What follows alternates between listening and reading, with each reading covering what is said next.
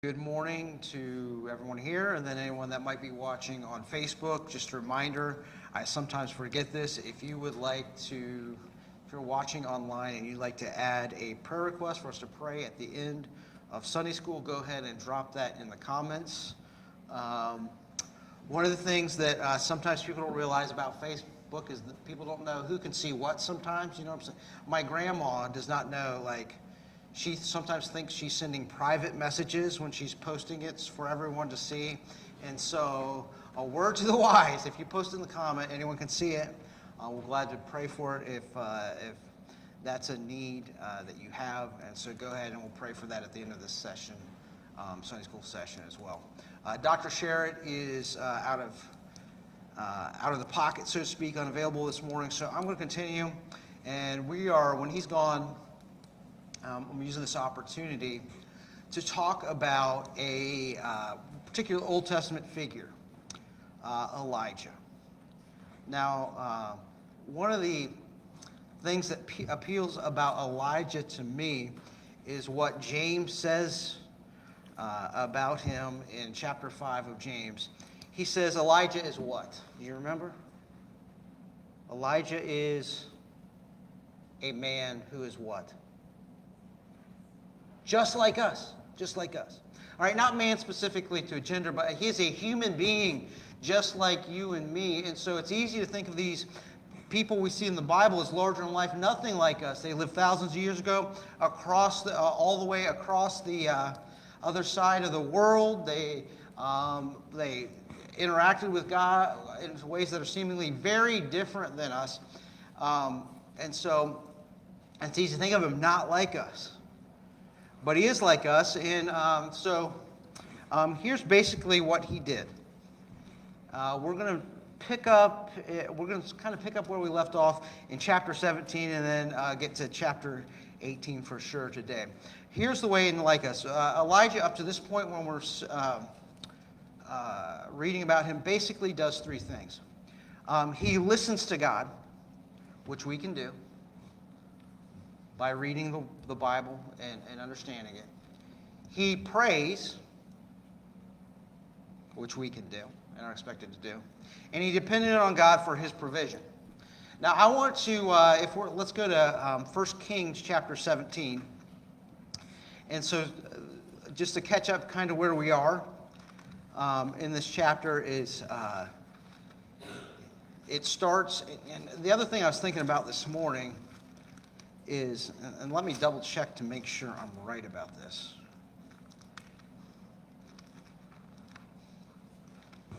In 1 Kings chapter 17, Ahab was the king. He was wicked at that time. He participated in idol worship of Baal and Asherah, who were fertility gods.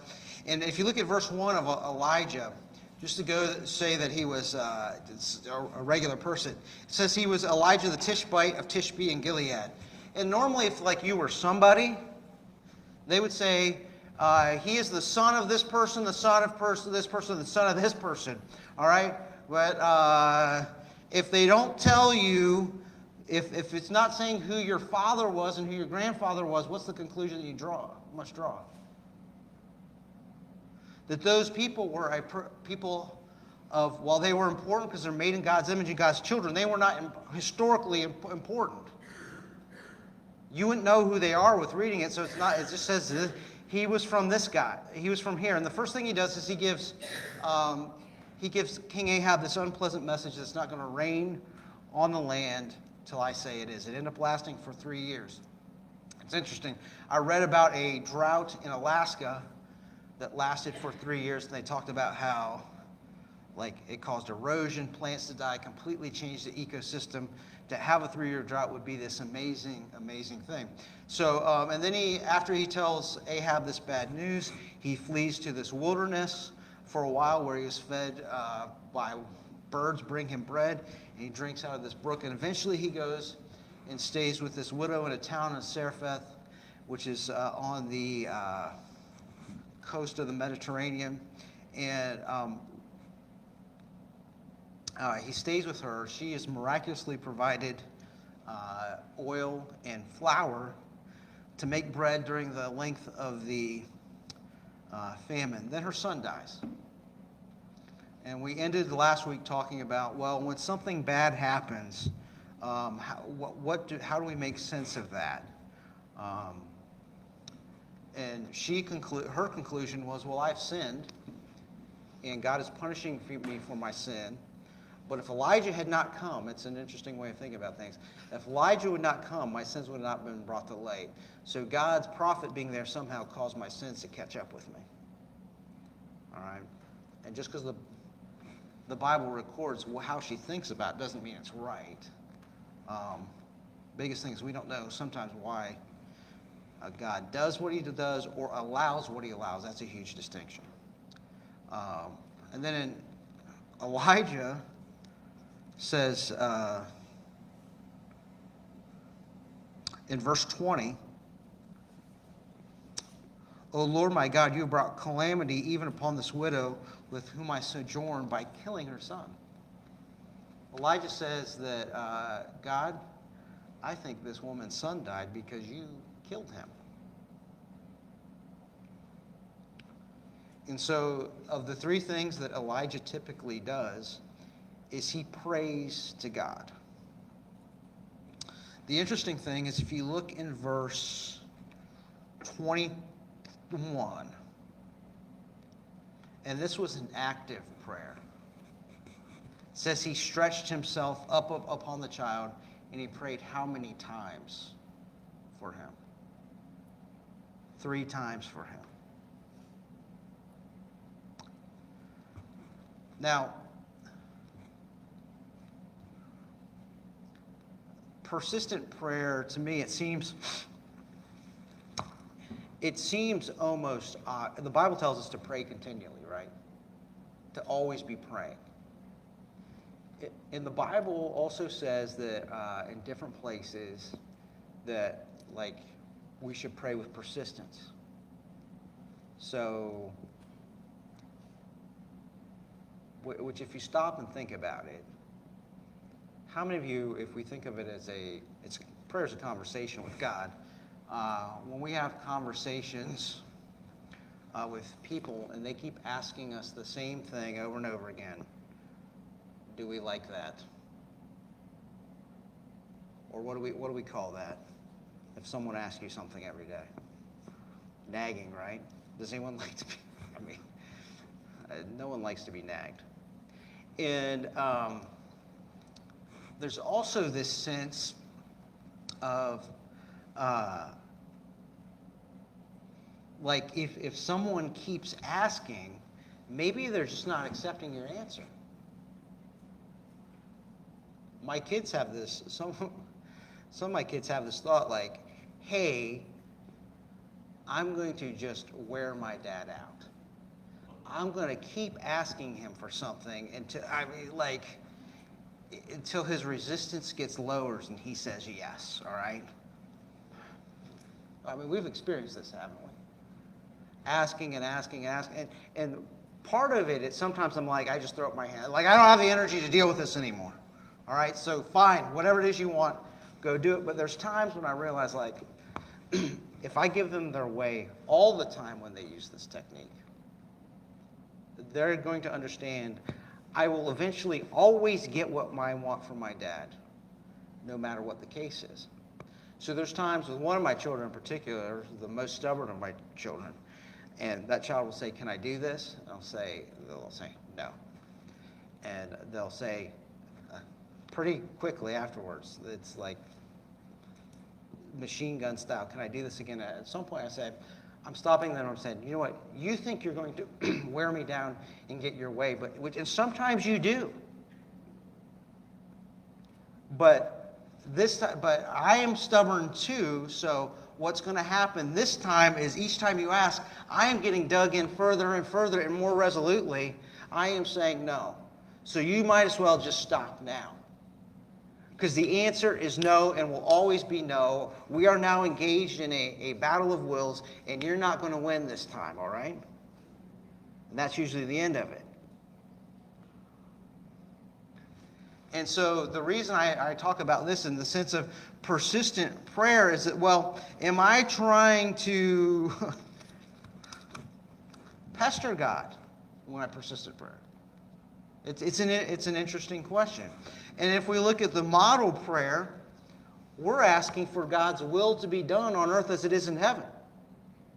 So maybe if I don't know, there was one summer when I was in college where I asked God, I prayed the same thing every day that summer. It ended up probably being 60, because I heard a sermon about persistent prayer at the beginning of that summer at my home church.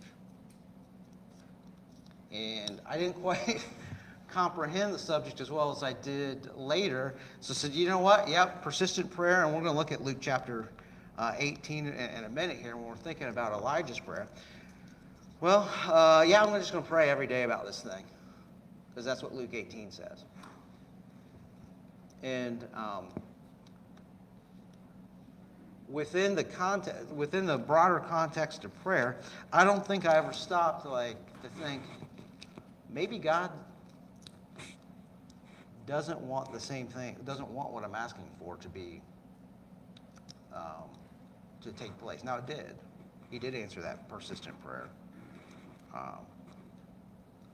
But when we think about God answering a prayer, there are three answers.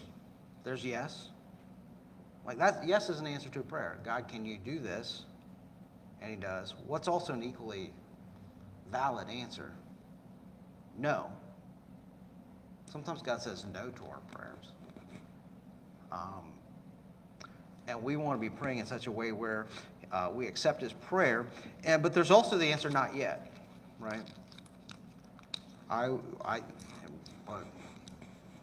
we don't always know whether it's a no or not yet while we're praying. I also one of the things is when people ask me something over and over again, it's entirely possible that I've forgotten what they asked, and it's not nagging, it's a reminder of something I've forgotten. I can tell you, if you ask me to do something and I write it on this notebook, this is the beginning of this week's to-do list, I will not forget it, all right? But if I do not write it on this list, and this is why I bring it with me, if I do not write it on this list, there is a possibility that I will. Everything I do, I write down on this list, and then I highlight it when it gets checked off, right? I don't know, because otherwise I might forget it. Does God forget anything? If I said, God, let's make up something. God, I would like you to make it sunny on Friday.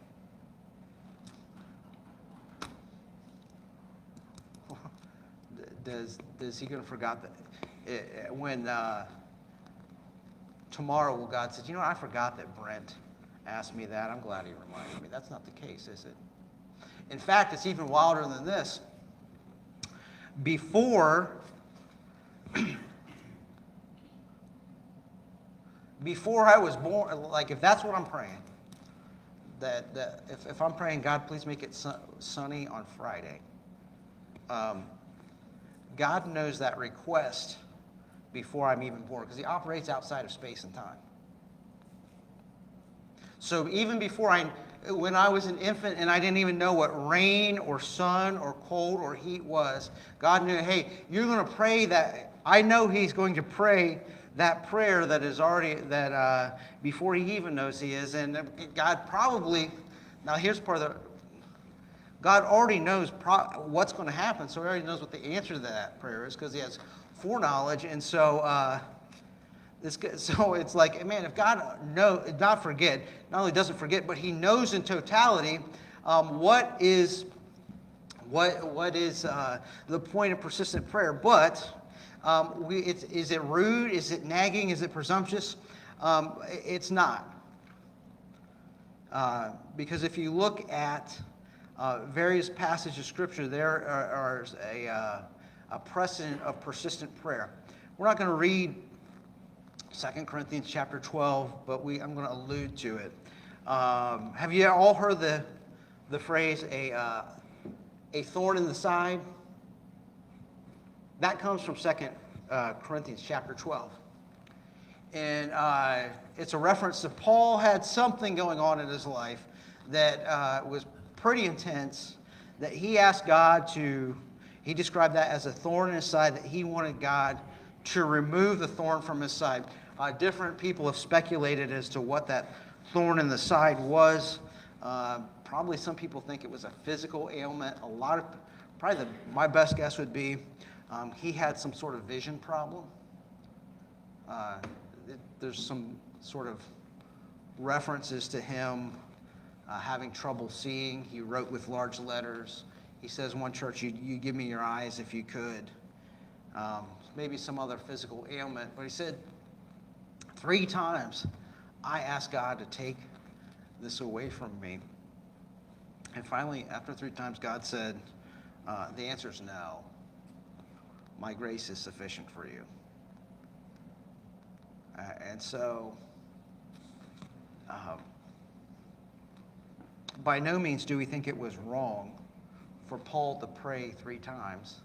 Now, if God gave him the answer, no, and he keeps asking, that might be a problem. Let's go to Matthew 6, verses 7 and 8.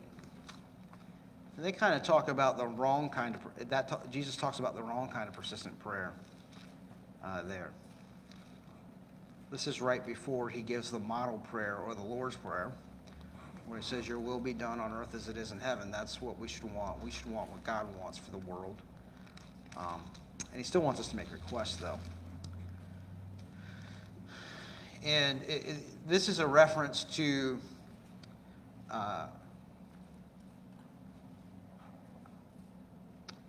pagan prayer at the time. So in Matthew 6, 7, and 8, it says, and when you pray, do not heap up empty phrases as the Gentiles do, for they think they will be heard for their many words. Do not be like them, for your Father knows what you need before you ask him. This, on its surface, may look like it is, hey, don't pray persistently for things, because this is what the pagans or the Gentiles do. There's a couple things, an aspect of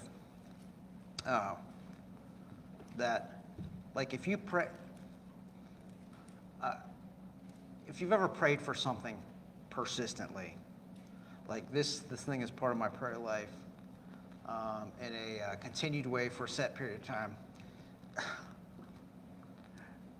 I don't think any of us have probably ever thought, well, once I reach a certain number of times I'm asked, that's going to unlock God saying yes. And that's what they kind of thought, like quantity over quality. We're going to keep praying. They also had this thought, if like we say the right words, like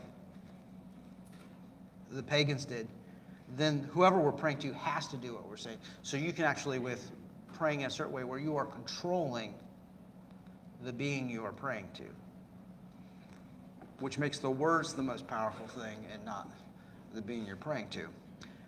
And so that's obviously the wrong way. But in Luke chapter 18, we can turn there. It talks about persistent prayer. And Jesus saying we should always pray and not give up.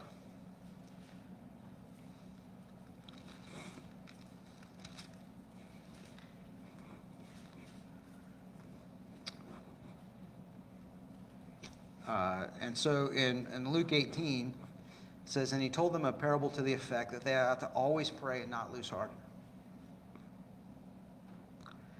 And he gives this scenario. In a certain city, there was a judge who neither feared God nor respected man.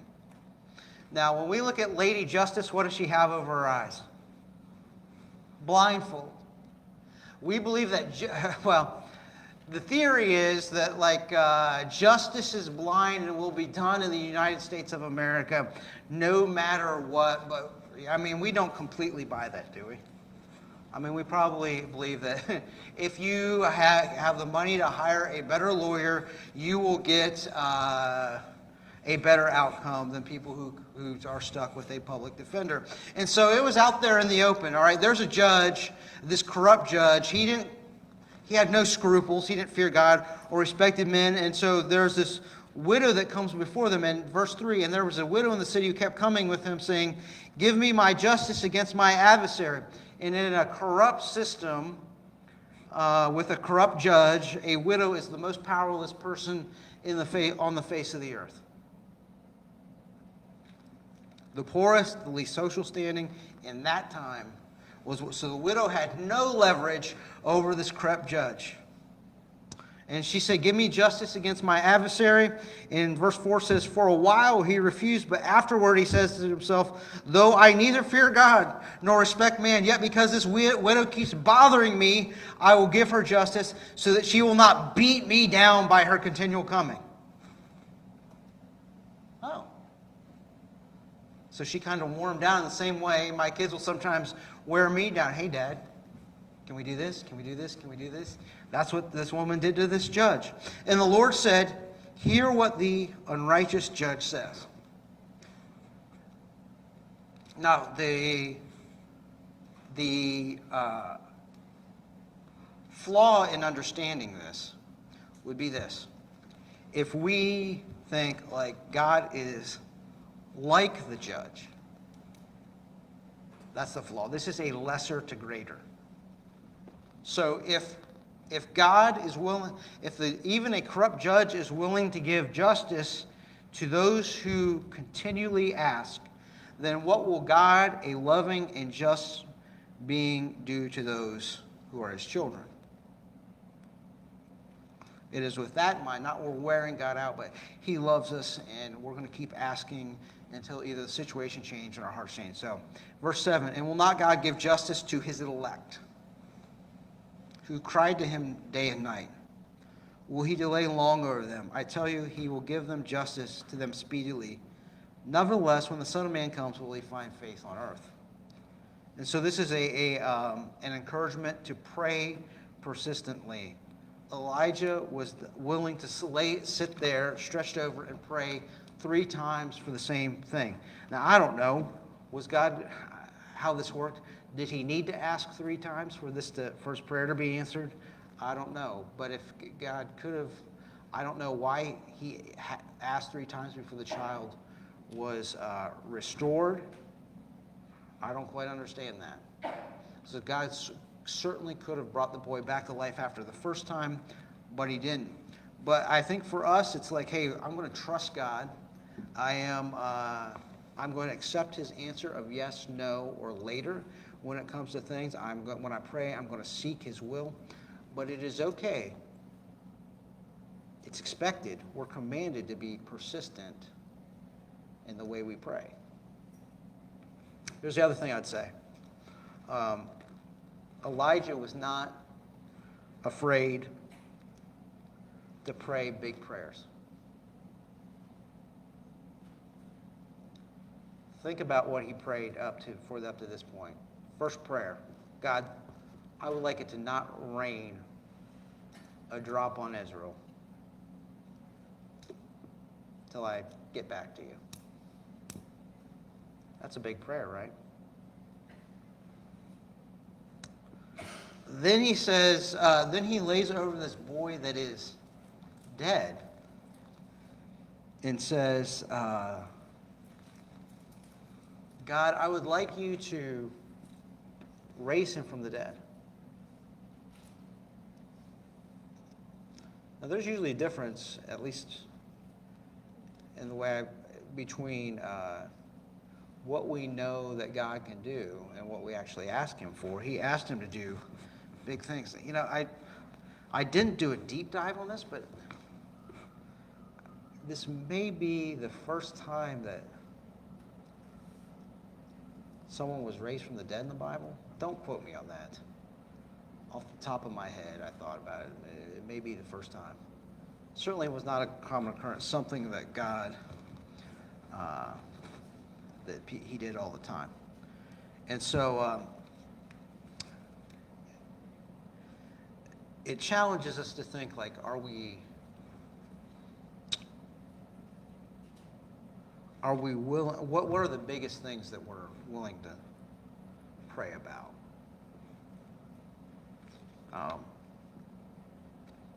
Because it's not dependent on us. Who ultimately withheld the rain from the land in Israel during that time? It wasn't Elijah. Who was it? God, right? God answered his prayer. Who brought this boy's life back to him? It wasn't Elijah. Elijah just asked. God answered the prayer. So I want us to be willing to be persistent in prayer and be willing to pray big things. If Elijah did that, and he's a man just like us, that's what we are to do. So we're going to move over to chapter 18 now, 1 Kings, chapter 18.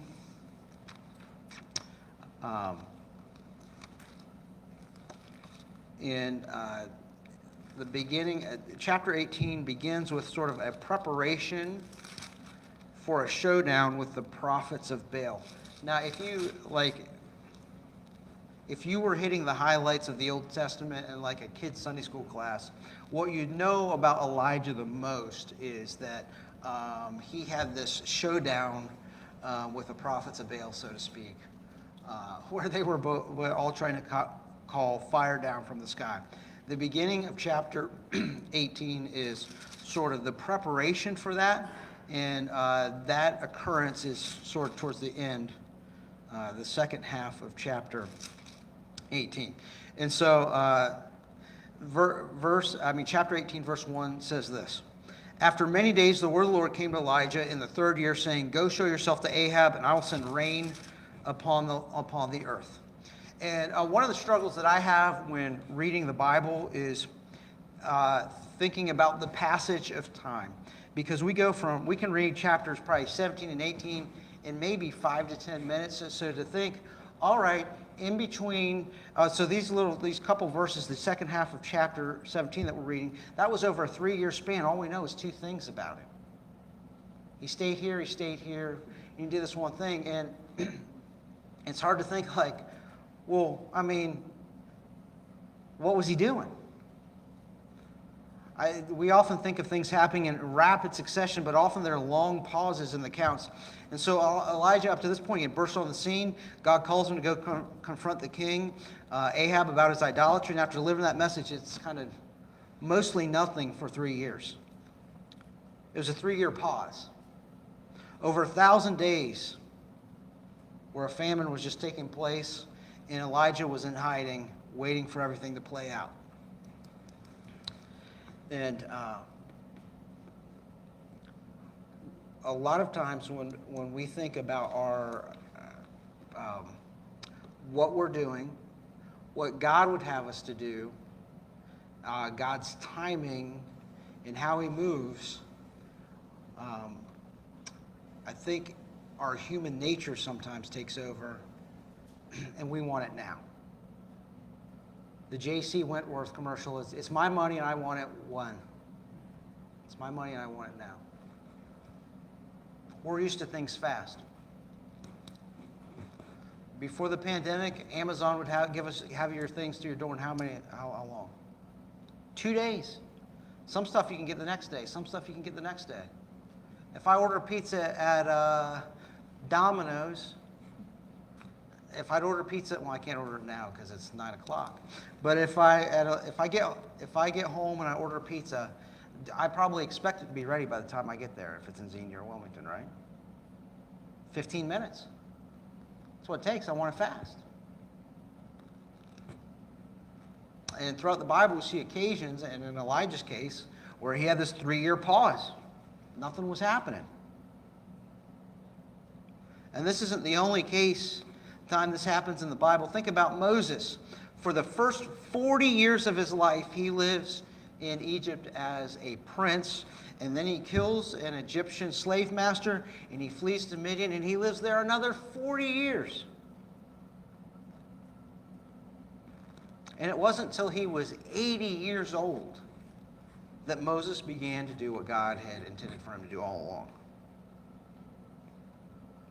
You think about Jesus lived, it's commonly thought, 33 years. How many of those years did he have a public life? Just 3.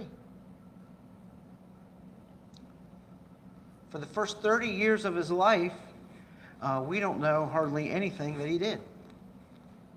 One thing when he was 12. Even if you look at the Apostle Paul's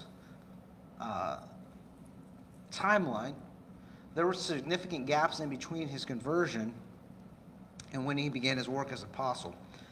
The lesson to be learned here is that God's timing can be very different than ours. And there are seasons in life, so we need to wait for the Lord. 2 Peter 3:8 talks about how God's timing is different than ours.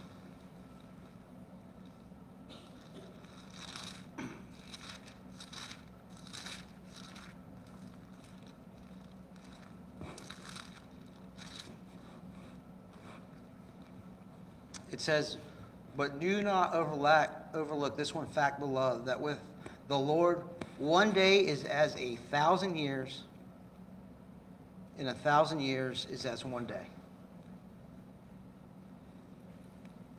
God's sense of timing is different than ours. He's not bound by time the same way that we are.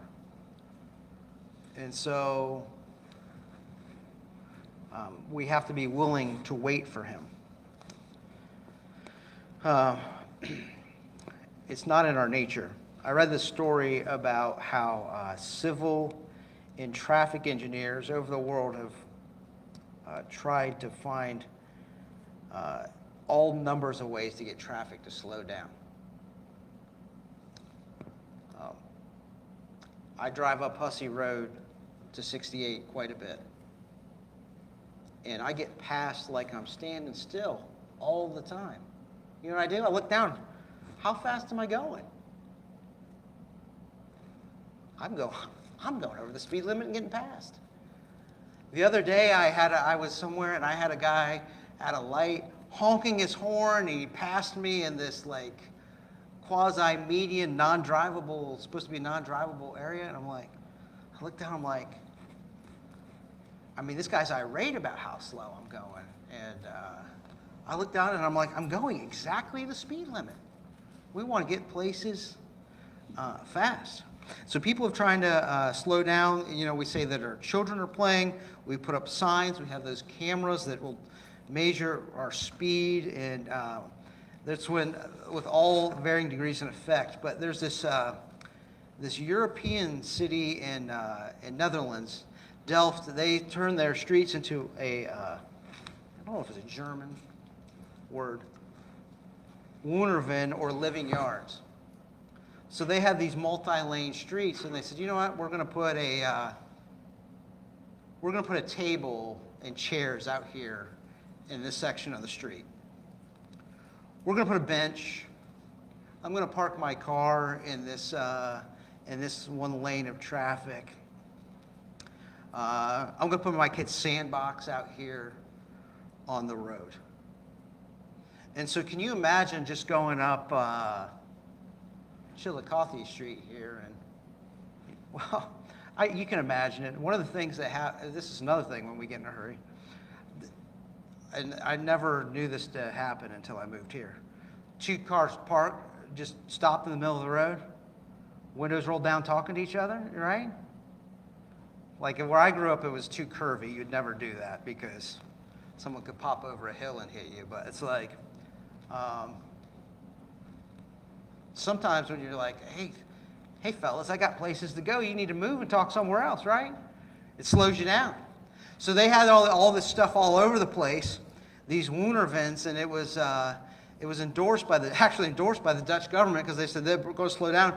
So if you imagine going up Chillicothe Street and someone's car's kind of parked out in the middle of the road, and someone has this picnic table set up, or someone else has like a play set in the middle of the street, think about how much slower you'd have to go, because it's always been an issue. People turn off 72 and fly up the street, right? But if there was stuff in the middle of the road, self-preservation says, what would you have to do? if these obstacles, you'd have to slow down then. And so this became a civic planning thing. By 1990, there were streets across Netherlands and Germany, over 3,000, where they just put these obstacles in the way to force you to slow down. It was incorporated in Sweden, Denmark, England, France, and Japan, and Israel. And the goal was to turn it into where, on busy streets where people could only go about 9 miles per hour. Which, can you imagine trying to get across Xenia or Wilmington or Jamestown and Port William and only being able to go 9 miles per hour? It'd frustrate us. Because it's very hard for us to slow down. Now, the application is this. Sometimes, when things are not going in the way we want, it will feel like God is throwing all manner of crazy roadblocks in our way as we are trying to zoom to where we want to go.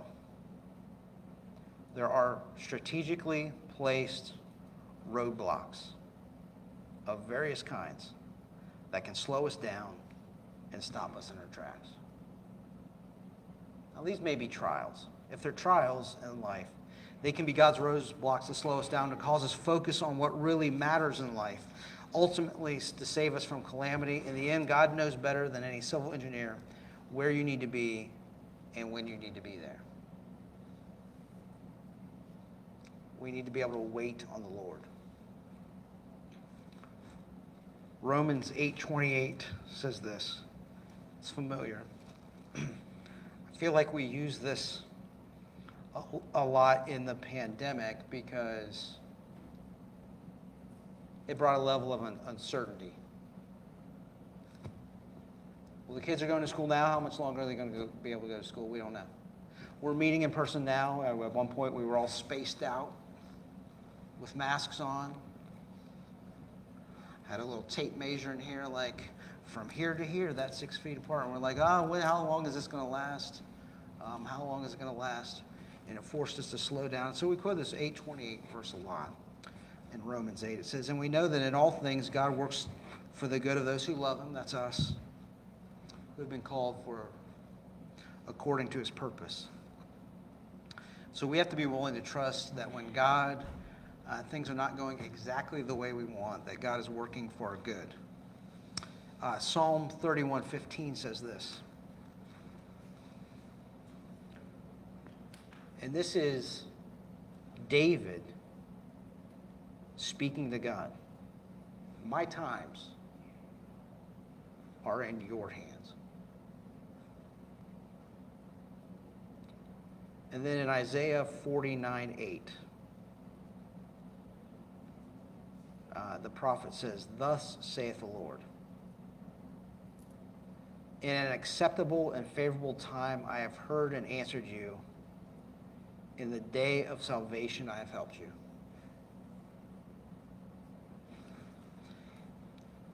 If our timing for things is not matching up with God's, we need to understand that this sounds obvious, that God is right and we're wrong. We should just trust him. But sometimes it's hard to wait for his direction to be clear or for his prayers to be answered. Roger, we probably can't get back to my slideshow, can we? There was one slide with some mixed up words in it I thought was pretty interesting. We'll give him like a couple of seconds to do this. All right, let's go maybe then a couple more. There it is, right there. Oh, back one.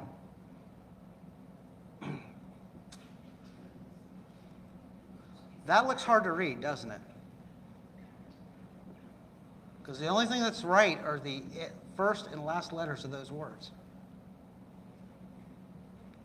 And I saw this, I'm like, you can't read that. But it says, according to research at an English university, it doesn't matter in what order the letters in a word are. The only important thing is that the first and last letter is at the right place. The rest can be a total mess, and you can still read it without a problem. This is because we do not read every letter by itself, but the word as a whole. That's the first. I read that one time. I did not memorize that. This is not a parlor trick. All right. The beginning and the end are all that matter. So I thought about that, and I forget like what the point was that, but like we know the beginning of our stories and how we interact with God. Like we know how it started. And we know the end, don't we? I know that someday, well, one of two things is going to happen. Either I am going to die and meet God, or Jesus is returning, I'm going to meet him. And when Jesus returns, whenever that is, I'm going to spend my eternity in the new heavens and the new earth.